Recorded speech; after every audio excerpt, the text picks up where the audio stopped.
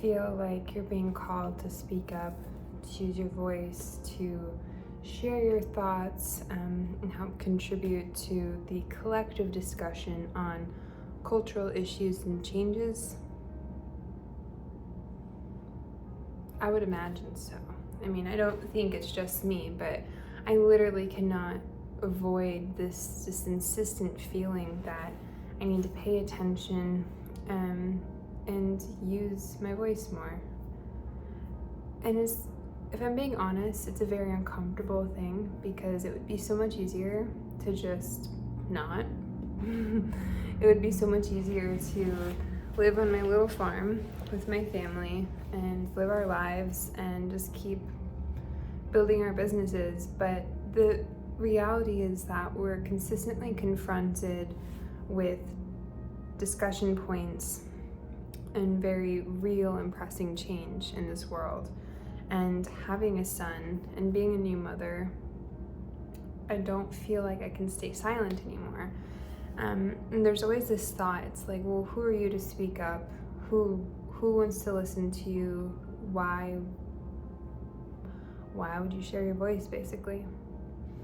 When I come back to it, what I think about is the fact that there are a lot of other people who feel the same way, a lot of really kind-hearted, intelligent, passionate people who just want to help make their mark on the world specifically, but they don't feel like they're good enough. They don't feel like they have the capacity, that they're able to somehow be heard, or that if they did muster the courage that anybody would listen. And for most of those folks, I genuinely respond, who cares, right? If you're sharing your voice and you are speaking your truth and you're genuinely trying to put more good out into the world, who cares? At the end of the day, it's just us, right? We're putting ourselves out there to be criticized, to be in the midst of the global discussion, and that's the scary part.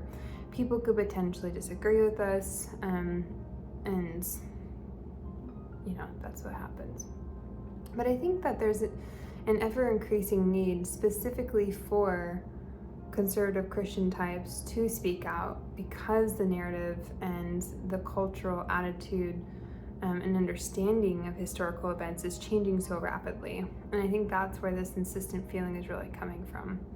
And I'm presented with this reality of my life being so different, my own viewpoints being so different from the average individuals, particularly when I travel. And today, for instance, I left South Dakota to come down to Austin, Texas. And first of all, if I'm talking really slow, it's because I'm very tired. We just got back from a comedy club. But I left South Dakota. I left my 6-month-old baby for a few days, which has been very hard in itself. And despite having traveled a lot for the past 10 years, goodness, this is how tired I am. Despite having traveled quite a bit, 5 to 10 years ago more so, I've settled down a little bit.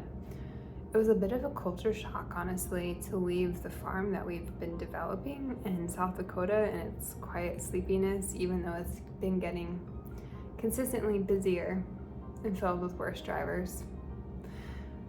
But the world is so rapidly changing that, the time is now if you're going to use your voice. It really is. And technology has given us these incredible platforms to share, to reclaim that power. And I think this is actually an interesting topic because the other day I was chatting with someone and we were talking about some of the events just happening around the world, the news, same old, and I was talking about how we need to reclaim our power and our ability to shift what's going on. And they said, what power? And at first I was kind of offended, not only mostly for humanity, a little bit for myself too, because it's like, well, I got power, We think of power primarily as having affluence, so money, and influence. That's why everyone wants to be a YouTube creator nowadays. True power can manifest that way But in my experience, true power bleeds through consistently over time when we align ourselves with the one true God.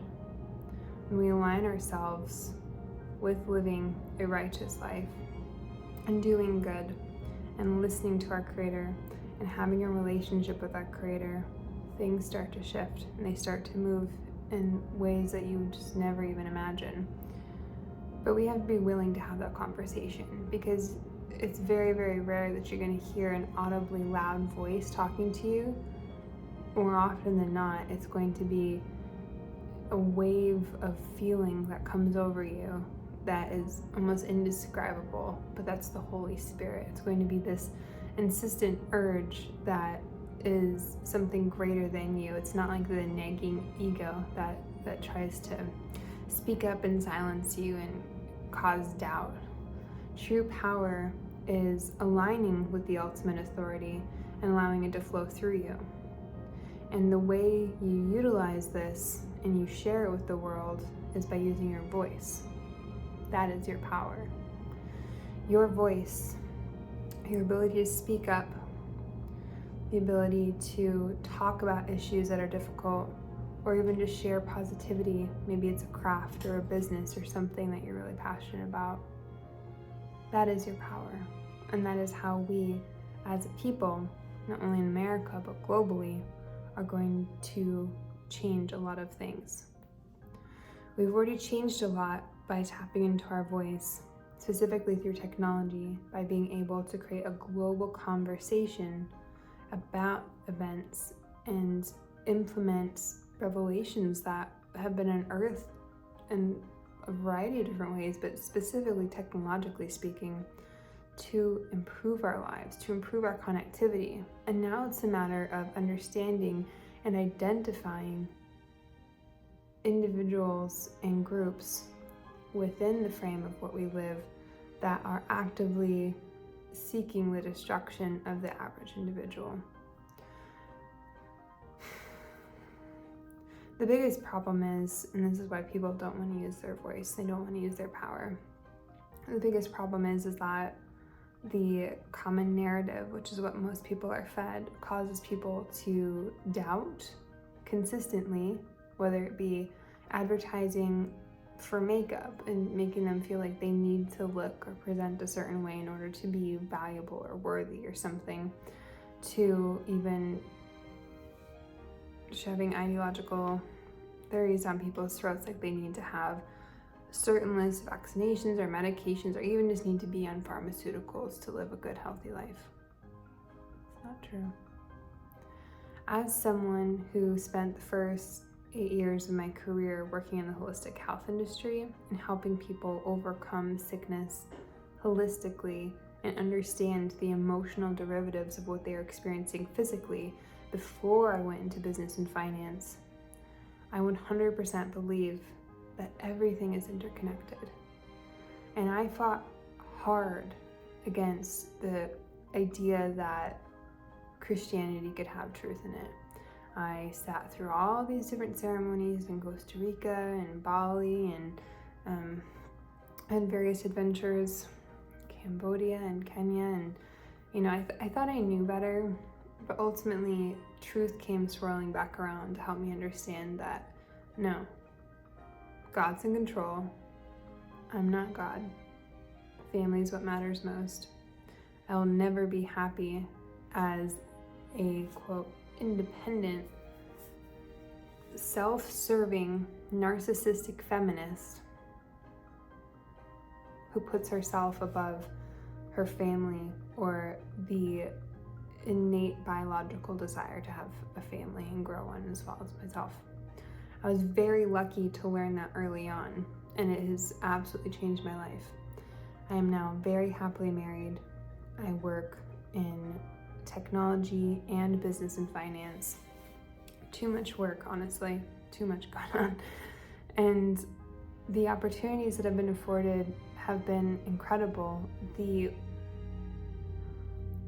boulders that have been in my path have been miraculously moved because of my faith and my willingness to listen to God and to continuously try to show up in ways that have been so uncomfortable in so many different ways, but I've done it. And it's not because I'm special, it's not because I have anything anyone else does, it's literally because I've chosen to listen to that knowing, that voice that lives within inside me, the Holy Spirit. I've chosen to persistently let it wash over me, kind of like a river does a rough rock, right? Over time, it starts to smooth out those corners. And slowly but surely, there's a refinement process that's happening to make me, the product of this experience, better. Through that, because of that, I have to use my voice. I have to speak up. I have to say something, because I honestly feel like, I don't know, I can't even think straight to an extent if I don't somehow share. I'm witnessing so much hurt, so much dis-ease, so much discomfort, but definitely so much hurt. We were at a comedy show tonight, and I'll be honest, some of them made me laugh.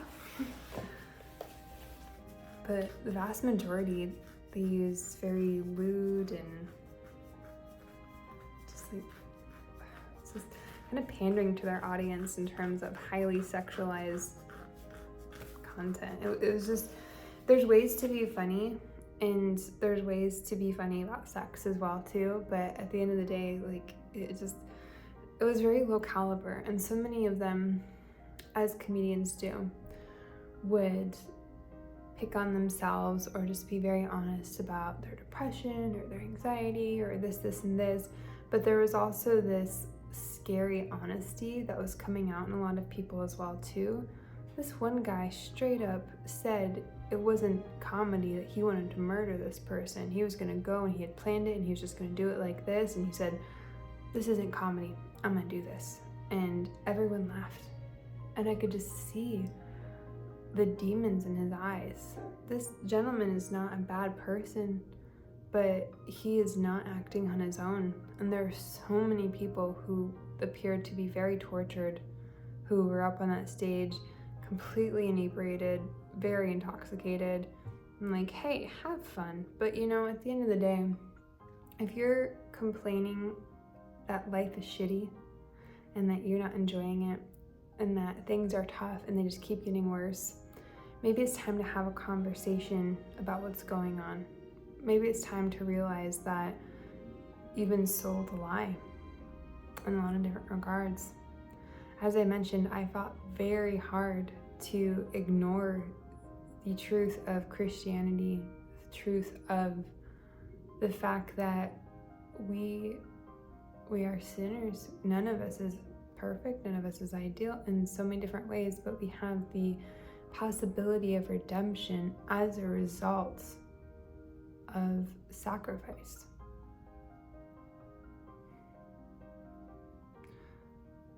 Life requires sacrifice. In the simplest sense, it requires sacrifice to be uncomfortable and to be willing to grow. It requires sacrifice to acknowledge that you aren't God. You don't know it all. You couldn't possibly understand the multifaceted layers and intricacies of this universe. But as an extension of God and one of his beloved children, there's always possibility for redemption and growth and health and happiness, and understanding that we live in a spiritual war that is our souls that are being fought over, and the battlefield manifests in so many different ways. Marketing to food to you name it. We are fighting a multidimensional war, and the mental illness that is rampant right now is a byproduct of the sickness that has been unleashed in our society.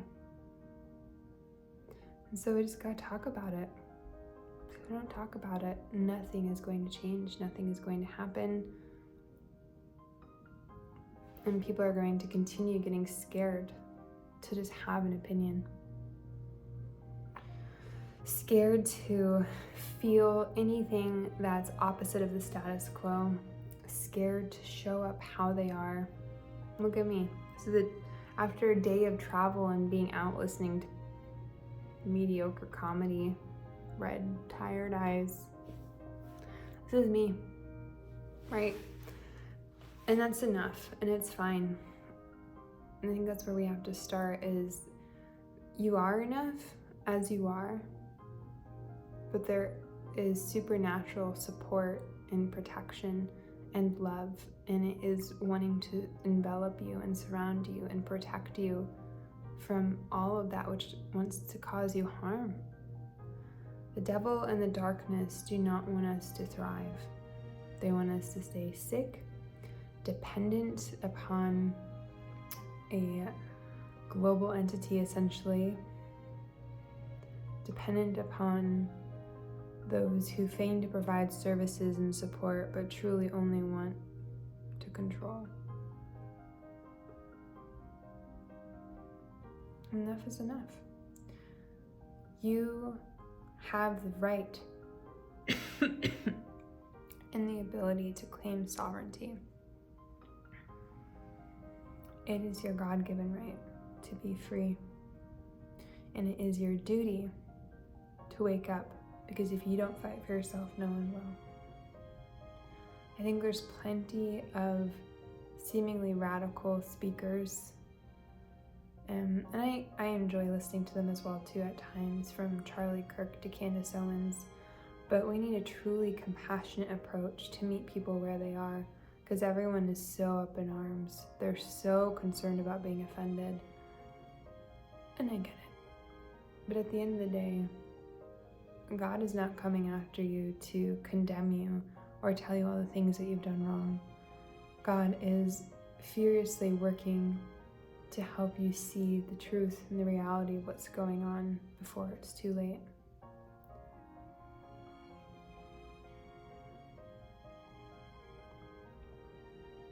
I think that's all I got for you right now.